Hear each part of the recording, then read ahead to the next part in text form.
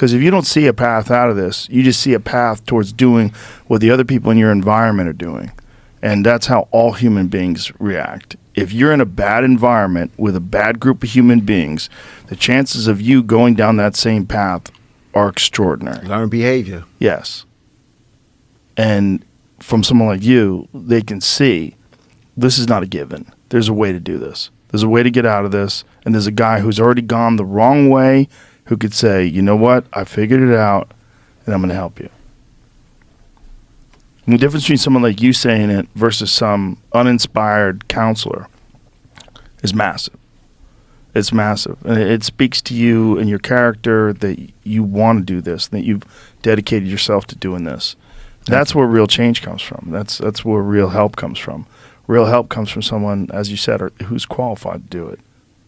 Comes from the same place that you came from and that you can identify, because being able to identify is a critical component. Like you said, like, you know, is this someone who can identify, empathize with what I'm going through, where I'm at right now in my life. Like a lot of the young kids, they're involved in the gangs. And we have this reculturalization program, right? Where we're trying to teach them, because in many of our communities, the gangs have become a part of the culture.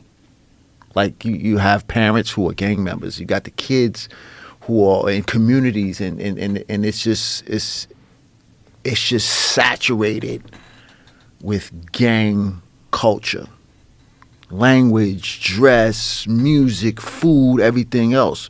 So we're trying to extract them out of these places and say, okay, this is something that you can do differently. We're taking them to different places. We're taking them to HBCUs so that they can see what people who look like them look like when they're going to college.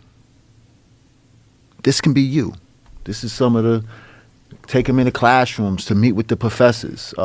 We have a financial literacy course where Chase Bank actually works with us, and we teach them how to establish credit, how to open up a checking account, how to open up a savings account. And at the end of that particular 5-week program, we actually take them to the bank and we give them $25 so that they can open up their own bank account, so that they can understand the difference between the money that you obtain from the streets and the money that you get working legitimately. Is two different kinds of money. You can't appreciate the money that you get from the streets. But that money that you've been working all week for, 8 hours a day, 40 hours a week, at the end of the weekend, you can see that direct deposit when it goes into your account. You can take that card and you can actually utilize it to withdraw your money out the bank. That's a big difference. Civic engagement. You know, how can some of these kids feel like they have a voice in their communities when they're not making no decisions in their communities?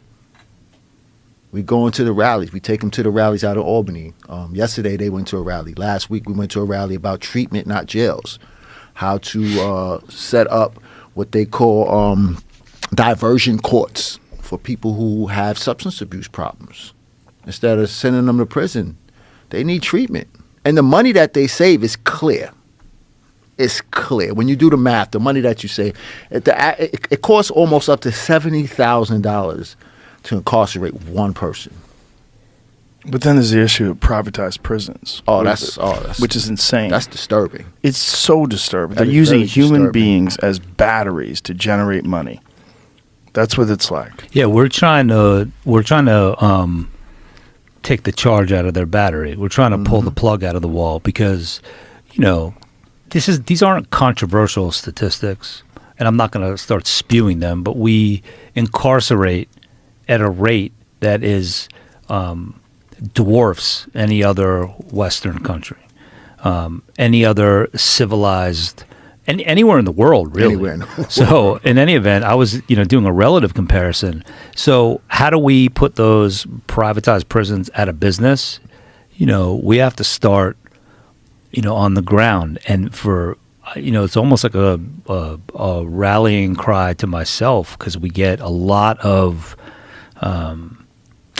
Not a rallying cry to myself, but the way I got from being a little less intimidated by the mountain to climb was taking a step back really after the last episode and saying, well, what have we done and how have we changed things? Listen, I wasn't born a civil rights lawyer that was working on innocence cases. I have a trial strategy company, do focus groups, mock trials on big cases, right? Try to unfold the thinking of jurors in a jurisdiction where the case is going to be tried. And we make demonstrative aids, and we are alleged experts in jury selection. And that became a platform. I said, how can we use this as a platform now that I'm operating the Perlmutter Center as well? So just being in the boxing industry, speaking to the Jay-Z's team at Rock Nation and Jay-Z and his mom, how can we do this? And he has something called the Sean Carter Foundation. Mm-hmm. It's a remarkable, it flies way under the radar. Have you ever heard of it? Yes. All right. Do you know what it does? Not exactly. All right. So it's kind of it's kind of remarkable that people know it because of his name and they've heard it, but no one really knows like what it does. They take children from all over the country. A lot of them are in the tri-state area that have difficult circumstances. A lot of them come from single-family households, and they're not just mentoring them from high school, but they are trying to do some of the things that Sheldon talked about. They do a college tour. It's run by a woman named Danya Diaz, and really Gloria Carter, and a woman named Miss Archer.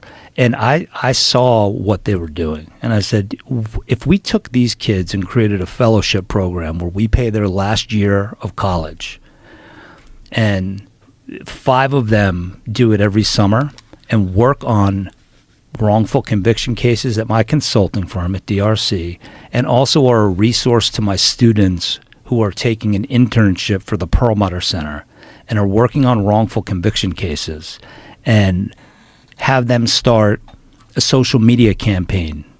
They spearheaded the Free Bruce Bryant social media campaign.